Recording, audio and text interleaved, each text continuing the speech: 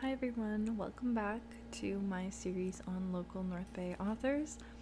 And today we are looking at John Champaign, who is the author of two works of nonfiction, one being Getting Started as a Small-Scale Landlord and also Negotiating After Getting a Job Offer, and also the author of three published works of fiction, all in the fantasy genre. One of them being the book that we're looking at today, which is Merchant Magician. But John has also written Friendship Magician, which is a sequel to Merchant Magician, and focuses on the protagonist's sister, and has also written Endless Seas, Never Meet Your Idols.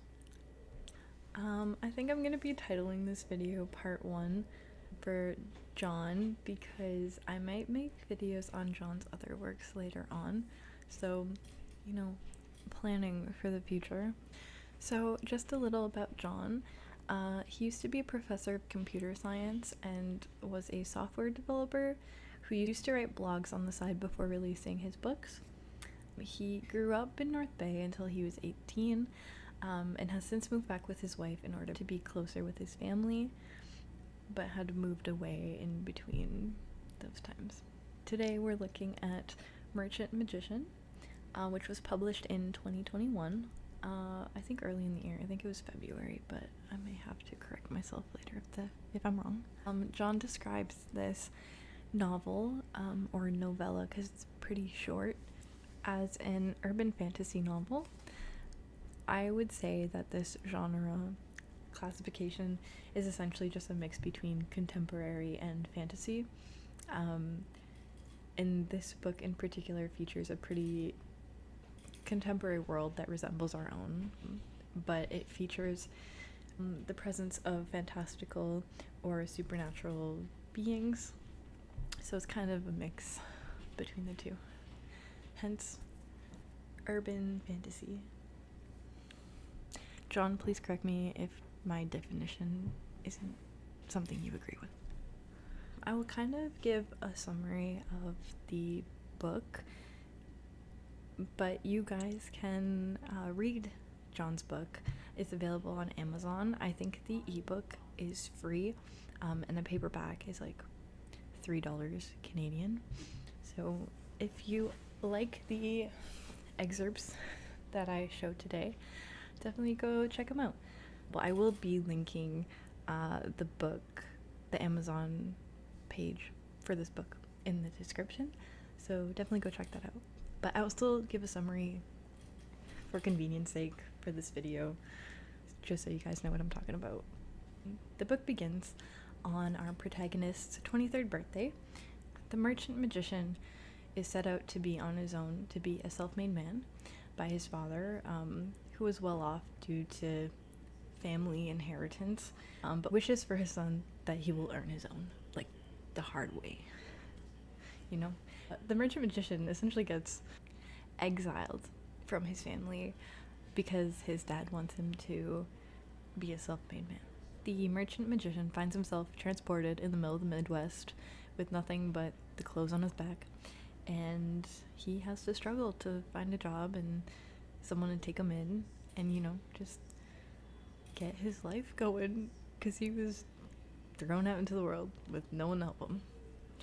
In the Midwest, the merchant magician meets the Hassan family, who reluctantly agreed to have him work at their restaurant in exchange for housing and food.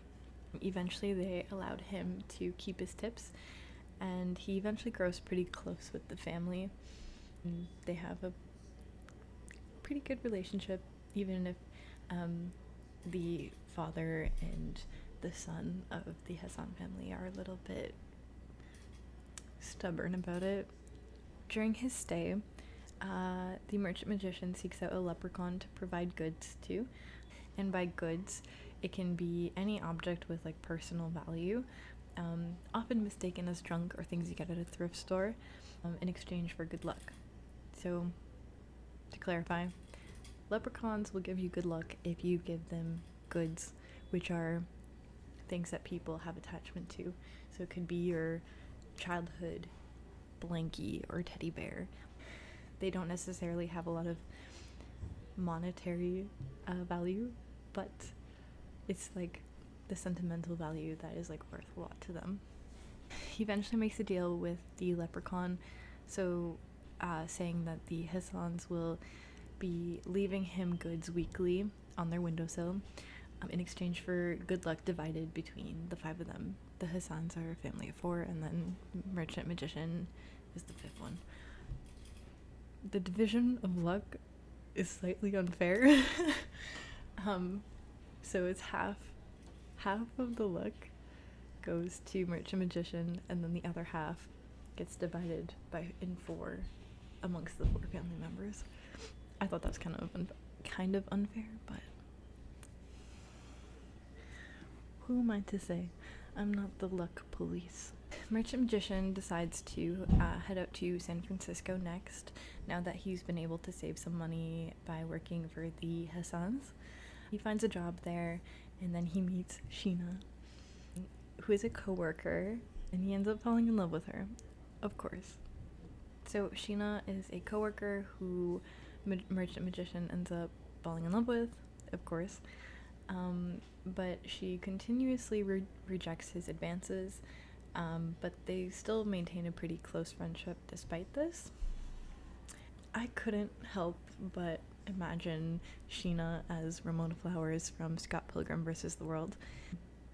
Sheena is described as having bubblegum pink hair in one chapter and then lime green hair in another, but also she makes the protagonist embark on like this crazy adventure or task to be able to date her. You know, if you watched Scott Pilgrim or read Scott Pilgrim, you know exactly what I'm talking about. So Sheena, despite claiming to be a lesbian and or bisexual, how she defines herself is a bit unclear, because we were kind of getting her label through Merchant Magician's perspective, but she's not straight. But she explains that she cannot date Merchant Magician because her family is sort of under the power of one of the 8 gods that are sleeping, but they're the creators of reality. And Merchant Magician decides that he will free her family from this god, and he will date her. That's his mission. So his journey eventually takes him to Iceland and then Taiwan, meeting a lot of people along the way and negotiating his way to financial and personal success, as well as a solution to Sheena's god problem.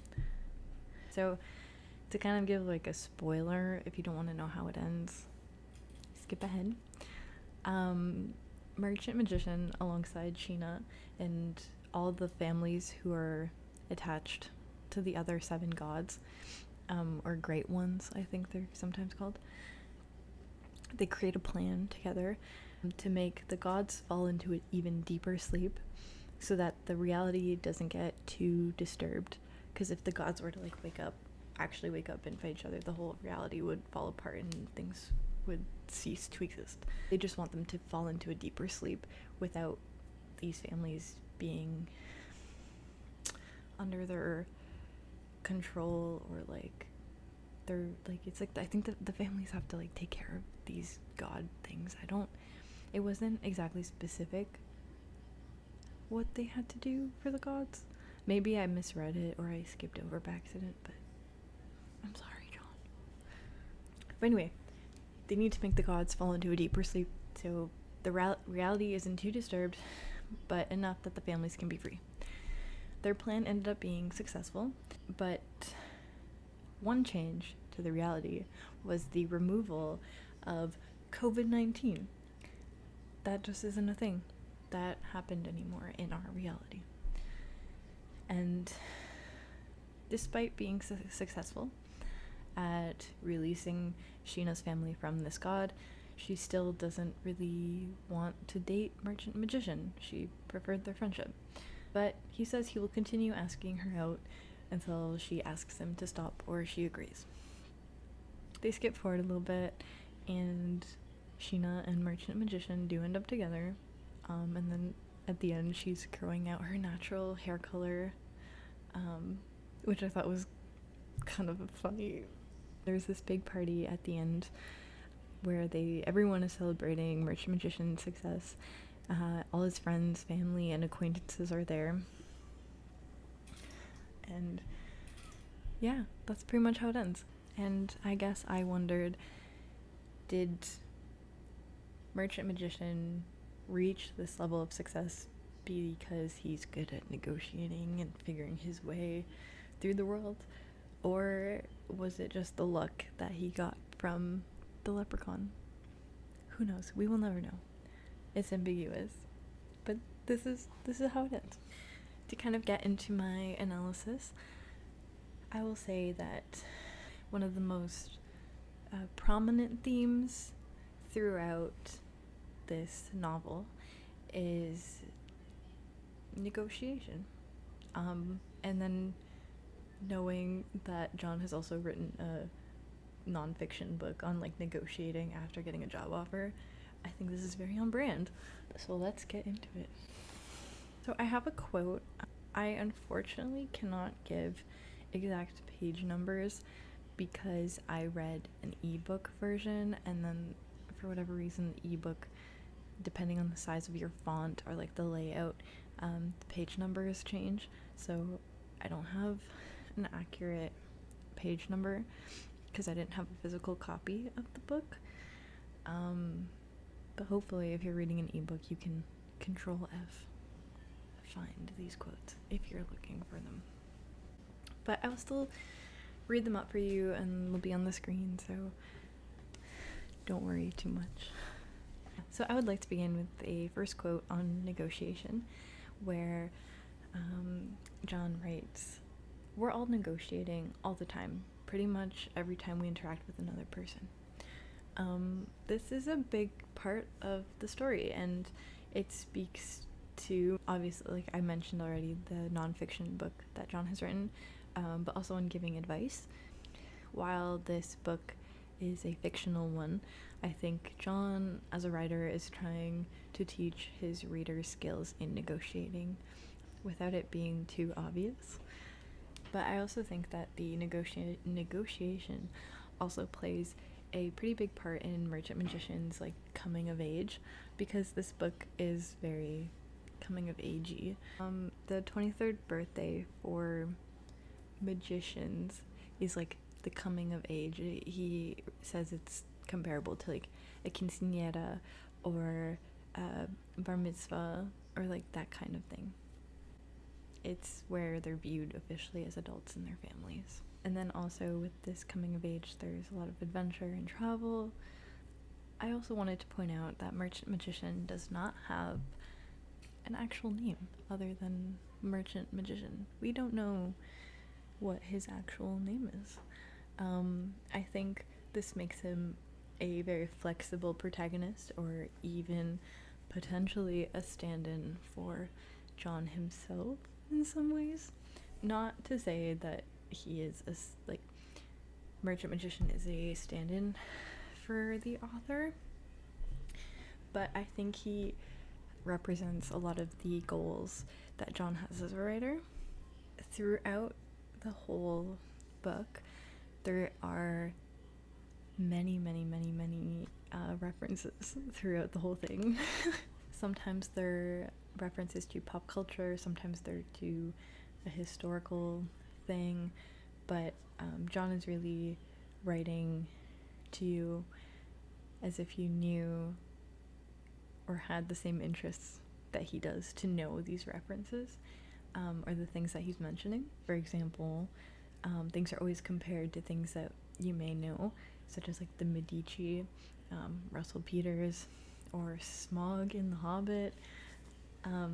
It goes on for the whole novel. Like, it isn't specific to a certain point. It's just peppered throughout the whole book. Things are being referenced to existing things. Some of that might play into like the urban fantasy genre of it being very contemporary, so the references are things that are reality, are people. people living in our world know. So to reiterate, I'm not necessarily saying that Merchant Magician is a self-insert protagonist for John, but because I don't know John personally, but I do think his to the reader at the end of the book really emphasizes that his work is something that he would want to read, that he wants his friends to read. And I do think that the references are particular and give us an entry into John's interest, especially with the pop culture ones. To kind of read out what his to the reader said, I chose a specific passage from it that I think explains this pretty well. Quote, "I'm not trying to write to a mass market. My target reader is someone like myself and my close friends. Whoever you are and wherever you're reading this, I'm glad we've been able to connect in this limited way." In addition to John's to the reader, he also has a TikTok that he's posted explaining that he wanted Merchant Magician to be a cozy novel, a cozy fantasy. I'll play the clip here. The term cozy is often associated with cozy mysteries, which are murder mystery novels typically, which are similar to the old Murder, She Wrote TV show with Angela Lansbury. What makes them cozy is that even though they're about investigating a murder, there's no violence, there's not gore, there isn't highly sexualized content, and there isn't harsh language in it. And so they're cozy, kind of clean. People can enjoy reading them. As much as this has been associated with murder mysteries, when I was working on my urban fantasy book, I got a good chunk of the way into it, and the protagonist solves conflict by talking to the people who he comes in conflict with. And there wasn't any violence, and there wasn't sexual situations, and I started thinking that it might make a good cozy urban fantasy. I did have more adult language in it, but I could always clean that up, and I was thinking about marketing it as a cozy urban fantasy. In the end, I didn't see any cozy urban fantasies. There didn't seem to be a market for this, and I didn't bother cleaning up the language because it didn't seem like it would really help sell it in any way. More recently, I've been seeing that there's a Facebook group, All Slaying, No Laying, and it's urban fantasy that doesn't have any romance in it. Paranormal romance and urban fantasy sometimes kind of blend into one another a little bit. So this was a Facebook group for people who clearly wanted books on the urban fantasy end of the spectrum. They didn't want any paranormal romance in it. I also saw a author who was thinking about developing her book as a cozy urban fantasy, and so she's figured there might be a bit of a market for it. For anyone who's interested in this, my book, Merchant Magician, can be thought of as very close to a cozy urban fantasy, and you can get it on Amazon if you'd like to check it out. So, while I think my understanding of cozy might be a bit different than how John is explaining it, I think using familiar references is something very useful in making something feel cozy. It's like watching like a comfort show or reading a comfort book. Like it's familiar, even if it's fun and fantasy. I hope that kind of makes sense to you. And then I already mentioned it, but I'll mention again. I've been kind of jumping ahead of myself, so I apologize, but I do think these references really add to the contemporariness of the work, and it being set in a very particular time, our time, especially with the mention of COVID, and this book being published during COVID. Pop culture and fantasy as a genre has typically been seen as ways to escape reality, but they're also very much part of our reality. It's kind of a weird balance between escapism and reality, if that makes sense. So I think these references are really playing a big part in this book, and maybe we need to ask Sheena how to explain us how the gods work again, because they control our reality. Maybe that will help us decipher what's happening here. Yeah, so in addition to the reader, the TikTok about coziness, John has mentioned in an interview with Jenna O'Malley that he fears that nobody will care about his writing, and he experiences a lot of imposter syndrome that had also been present during his time as an academic, and I can relate. But he is very excited that people are reading something that could be valuable or enjoyable to them, but he thinks that his writing is worth that chance that you take as an author. He also views his early works as being a place to revise and be improved as he continues to write. So that was Merchant Magician. But yeah, John, if you're watching this, I hope that this video and this project can maybe put some of your anxieties at ease, and that your work is valuable and it is enjoyed and it's worth being close read for all my English majors out there. I'm excited to read your other works. I hope I can get to them soon, and thank you so much for sharing your works with me, and thank you so much for reaching out and being willing to participate in this project. It means a lot to me, and I hope it means a lot to you. For anyone wanting to read John's work, once again, I'll be linking his books in the description, so definitely go check them out if you want to. And I also will be including my work cited in the description, because I did reference a interview that he did with Jenna O'Malley, which is available on YouTube somewhere, and then also John's TikTok that I referenced, or the clip that I showed. But yeah, thank you once again for tuning in. I hope you enjoyed learning more about this local author, and I hope to see you guys again soon. Thanks. Bye.